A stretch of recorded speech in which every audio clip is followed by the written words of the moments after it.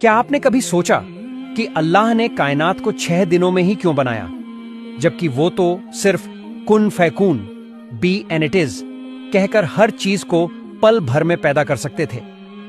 फिर बार बार कुरान में 6 दिनों का जिक्र क्यों किया? दुनिया में एक दिन जमीन के घूमने से तय होता है, लेकिन अल्लाह तो इस कायनात से भी परे है। सूरह अस-सजदा में कुरान कहता है, अल्लाह वही है जिसने आसमान और जमीन और जो कुछ उनके दरमियान है 6 दिनों में पैदा किया, फिर वो अपने अर्श पर कायम हुआ। नबी सल्लल्लाहु अलैहि वसल्लम ने बयान किया कि शुरू में कुछ भी नहीं था, सिर्फ अल्लाह थे। फिर उन्होंने अपने अर्श थ्रोन को पानी पर पैदा किया, फिर किताब लौहे महफूज में सब कुछ लिखा और उसके बाद आसमान और जमीन को पैदा किया। इससे पता चलता है कि ये 6 दिन जमीन के दिन नहीं बल्कि अर्श के दिन है।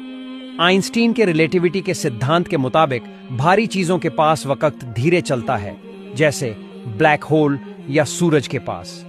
अब सोचिए, अल्लाह का अर्श जो 7वें आसमान से भी परे है और जिसे ताकतवर फरिश्ते उठाए हुए हैं, वहां वक्त की रफ्तार जमीन से कितनी अलग होगी।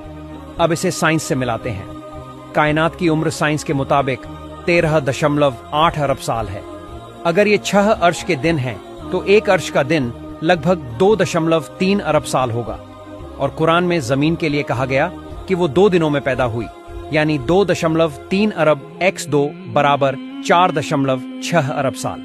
और साइंस भी यही कहता है कि जमीन की उम्र 4.6 अरब साल है। क्या ये महज इत्तेफाका है या अल्लाह का प्लान? अब सोचिए, नबी सल्लल्लाहु अलैहि वसल्लम ने फरमाया, मैं कैसे इत्मीनान करूं जब इस्राफील ने सूर फूंकने के लिए अपने होठों तक ले आया है और बस हुक्म का इंतजार कर रहा है।